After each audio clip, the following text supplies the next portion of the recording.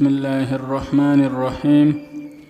قال الله تبارك وتعالى في كلامه المجيد وفرقانه الحميد: يا أيها الذين آمنوا قوا أنفسكم وأهليكم نارا وقودها الناس والحجارة. وقال رسول الله صلى الله عليه وسلم: ألا كلكم راع وكلكم مسؤول عن رعيته. آمنت بالله صدق الله العظيم وصدق رسوله النبي الكريم ونحن على ذلك لمن الشاهدين والشاكرين والحمد لله رب العالمين. درود شریف. اللهم صل علی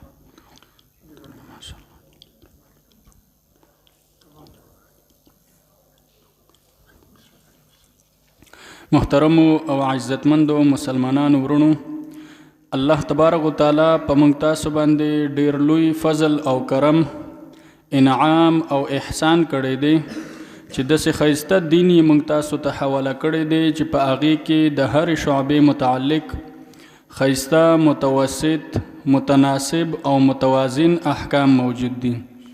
که د ژوند په هره شعبه کې ګوري نو دین اسلام ډیر ښایسته احکام لري، که هغه د عقایدو په باب کې وي، که هغه د عباداتو په باب کې وي، که هغه د معاملاتو په باب کې وي، که هغه د اخلاقیاتو په باب کې وي. په هر باب کې د اسلام احکام متوسط او متناسب دي، او د دین اسلام د معاشرې هر یو فرد دپاره خپل حقوق متعین کړي دي چې په هر مرتبه کې وي انسان او په هر درجه کې وي، نو دین اسلام د هغې دپاره خپل حقوق متعین کړي دي. که انسان د والدینو په درجه باندې وي، د پلار په درجه باندې وي، نو دین اسلام د هغې دپاره خپل احکام را لګلي. که انسان د مور په درجه باندې وي، نو د هغې دپاره دین اسلام خپل حقوق متعین کړي. که انسان د ورور یا د خور په صورت کې وي، نو د هغې دپاره اسلام خپل حقوق متعین کړي. که انسان د خاوند په درجه باندې وي، نو د هغې دپاره خپل احکام او خپل حقوق متعین شي. خلاصه د خبرې ده چې دین اسلام د معاشرې د هر یو فرد دپاره خپل حقوق او خپل حدود متعین کړي دي او ذکر کړي دي، او د دې متعلقه احکام یې تفصیلا ذکر کړي دي. نو لکه څنګه چې د والدینو په خپل اولاد باندې حق دی، همدغه رنګې د اولاد په خپلو والدینو باندې حق دی. بچو ته چې دا حکم کیږي چې تاسو به د خپل پلار اطاعت کوئ، د خپل مور اطاعت به کوئ، د خپلو والدینو احکام او په شریعت کې چې د هغې کوم حقوق ذکر کړي دي هغه حقوق به پوره کوئ. نو همدغه رنګې حکم والدینو ته دی چې دی به د خپلو اولادونو د حقوقو خیال ساتي او د شریعت د طرف نه چې کوم احکام دي هغه احکام به پوره کوي.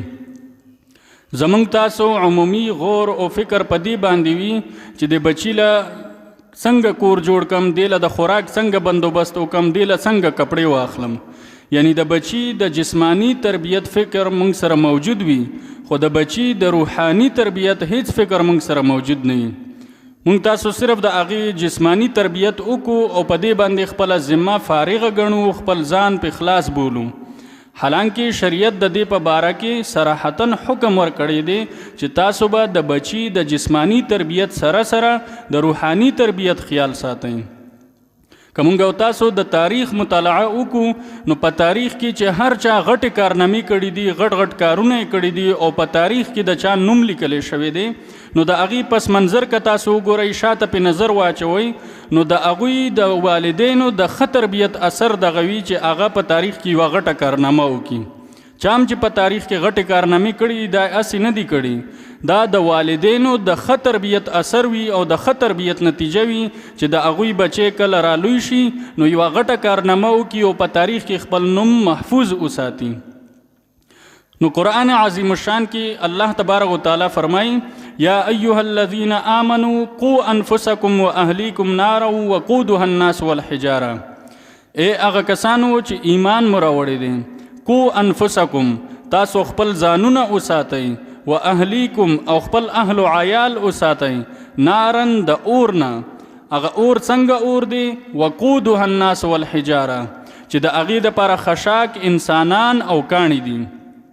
یعنی هغه اور چې ګرمیږي، هغه اور چې سختیږي او بلیږي، نو په انسانانو او په کاڼو باندې هغه اور تازه ساتلی کیږي. امام غزالی رحمه الله لیکي لکه یو انسان چې څنګه د خپلو بچو په باره کې په دې فکر کې وي چې د دنیا د اور ته ځان ورلړه نه کي، نو د دې انسان دپاره پکار ده چې د دې نه زیات فکر د دې وکړي چې د جهنم د اور نه د خپل بچي وساتي. حضرت علی رضی الله تعالی عنه د دې آیت ترجمه داسې کوي چې قو انفسکم و اهلیکم نارا، د دې معنا دا ده چې علموا انفسکم و اهلیکم الخیر، چې په خپل هم د دین احکام زده کوي او خپلو بچو ته، خپل بیبي ته، خپلو کور والو ته او خپلو ما تحت خلکو ته، خپل رعایا ته دینی احکام ور وپېژنئ، دینی احکام ور زده کوي. علماء کرام د دې آیت تفسیر داسې کوي چې په هر انسان باندې دا لازمه ده چې دینی ضروری احکام په خپل زده کړي، خپلو بچو ته د هغې تعلیم ورکړي، خپل کور والا ته او خپلو ما تحت خلکو ته دینی تعلیم ورکړي، په خپل هم نیک اعمال وکړي او خپل کور والا ته، خپل بیبي ته، خپلو بچو ته، خپل اولاد ته او خپلو ما تحت خلکو ته د دینی احکامو د پوره کولو حکم ورکړي، په خپل هم د ګناهونو نه ځان وساتي او خپلو بچو ته، خپل کور والا ته، خپلو ما تحت خلکو ته دا حکم ورکړي چې هغوی د ګناهونو نه ځانونه وساتي. نو الله تبارک وتعالی په دې آیت مبارکه کې سختۍ سره حکم کړی چې خپل ځانونه هم د اور نه وساتئ، خپل اهل و عیال هم د جهنم د اور نه محفوظ وساتئ. مونږ تاسو که په معاشره کې وګورو، یو نیم کس به په خپله ښه عبادت ګزاري، ښه مونځ ګزاره به یې، 15 وخته به په تکبیر اولا سره مونځ ادا کوي، خو د بچو د تربیت، د بچو د اصلاح هیڅ قسمه فکر به ورسره نه وي. که ته ورسره خبره وکړي چې د بچو ته د نصیحت ولې نه کوي، د بچو اصلاح ولې نه کوي، د بچو د اصلاح فکر ولې نه کوي، نو دې په جواب کې درته دا وایي چې یاره ما خو ورته نصیحت وکړو، خو څه وکړو، ماشومان دي خبره نه مني، هلکان دي خبره نه مني. نو محترمو د آیت کې کلک فکر وکړئ، نو آیت کې الله تبارک وتعالی داسې فرمایلی دي چې تاسو خپل بچي د اور نه وساتئ. نو همدغه بچی که د دنیا د اور ته ځان ورلړه کوي، نو آیا دغه پلار به صرف ورته دومره ووایي د لرې نه چې بس ځان مه ورلړه کوه، صرف په دې باندې به اکتفا کوي او که نه خپل پوره طاقت به استعمالوي چې په هره طریقه د دنیا د اور نه به دې رامنع کوي چې ځان ورلړه نه کړي. نو همدغه رنګې کوشش یې که د جهنم د اور نه د بچ کېدو دپاره کړی وي، خپل پوره طاقت یې استعماله کړی وي، خپل پوره جدوجهد او سعی یې کړی وي چې زما دا بچی داسې اعمال ونه کړي چې د جهنم د اور ته لاړ شي، نو بیا خو د ده ذمه فارغه ده. او که صرف سرسری نصیحت یې ورته کړي، نو په سرسری نصیحت کولو سره د دې پلار ذمه نه ده فارغه، تر څو پورې چې د خپل وس مطابق پوره طاقت نه وي استعمال کړی. حدیث شریف کې راځي، نبی کریم صلی الله علیه وسلم فرمایي الا کلکم راع و کلکم مسئول عن رعیته، چې خبردار په تاسو کې هر یو کس ذمہ دار دی، و کلکم مسئول عن رعیته، او د هر یو کس نه به د خپل رعایا په باره کې پوښتنه کیږي، د خپلو ما تحت خلکو پوښتنه به ورنه کیږي. سړی د خپلو بچو، د خپل اولاد، د خپل بیبي ذمہ دار دی، دا د دې ما تحت خلک دي، نو د دنه به پوښتنه کیږي چې تا د خپلو بچو اصلاح ولې نه وکړې، تا د خپلو بچو دینی تربیت ولې نه وکړې. او ښځه د خپل خاوند د کور ذمہ داره ده، هغې نه به د خپل خاوند د کور په باره کې او د خپل خاوند د بچو په باره کې پوښتنه کولی شي چې تا د خپلو ما تحت خلکو، د خپلو بچو، د خپل خاوند د کور خیال ولې نه وساتلی. نو هر یو کس ذمہ دار دی، د چا ما تحت چې خلق موجود وي، رعایا موجوده وي، د خپلو رعایا مسئول دی او ذمہ دار دی، او د ده نه به د هغې متعلق پوښتنه کولی شي. داسې نه ده چې په دې سره ستا ذمه فارغه شي چې سرسري نصیحت ورته وکړي او بس ووایي چې ما خو ورته خپله غاړه خلاصه کړله. چې څومره ستا قوت وي او طاقت وي او ستا په وس کې وي، دا وس استعمال کې د هغې باوجود یې که اصلاح ونه شوله، نو د هغې نه پس ستا ذمه فارغه ده. نو د دې فایده به دا راوځي که هر یو سړی د خپلو بچو د صحیح تربیت فکر وکړي، د خپل اولاد د اصلاح فکر وکړي، نو د معاشره چې جوړیږي، د معاشره داسې نه جوړیږي چې په یو ځای کې په یو دم 15,000 یا 6,000 خلک را پرېوځي او بس دې نه معاشره جوړه شي.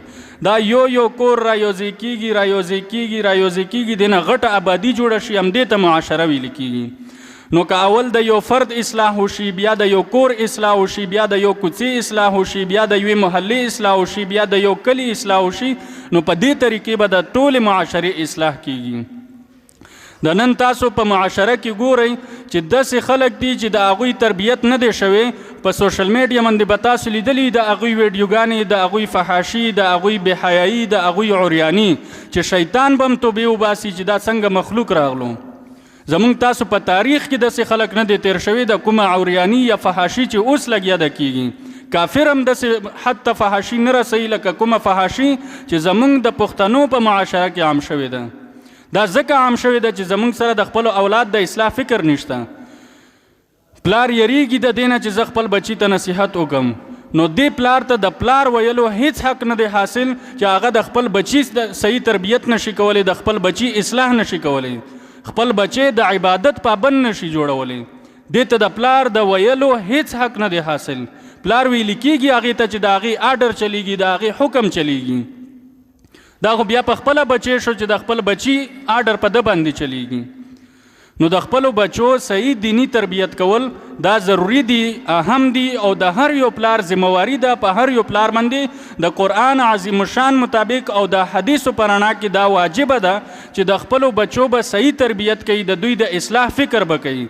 دومره به د خپلو بچو د جسم فکر نه کوي، د کپړو فکر او د خوراک فکر به نه کوي، څومره چې په تا باندې لازمه ده چې د دینی او د روحاني تربیت فکر وکړي. دینی اسلام د دې لپاره یو څو اصول ذکر کړي دي. مختصراً هغه یو څو اصول درته ذکر کوم چې د بچو د تربیت لپاره څو اصول دي. یو اصل د بچو د تربیت لپاره دا دی چې په بچو باندې به حلال خوراک کوي، حرامه لقمه به د خېټې نه ور داخلوي. که حرامه لقمه د خېټې ته لاړه نو د ده به بیا په ژوند کې صحیح تربیت ونه شي. د دې وجې نه شریعت محمدي او زمونږ تاسو دین اسلام په هر یو کس باندې دا د عبادت حیثیت باندې لازمه کړې ده چې دی به حلال رزق ګټي، حلال کسب به کوي.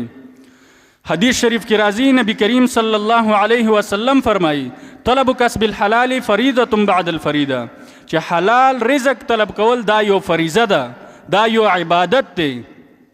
د دې ترغیب د دې وجې نه په حدیث کې ورکړی شوی دی چې هر یو کس حلال خوراک وکړي، حلاله لقمه د دې خېټې ته لاړه شي، نو دی به بیا د شریعت احکام قبلولی شي او هغه به په خپل عمل کې راوستی شي.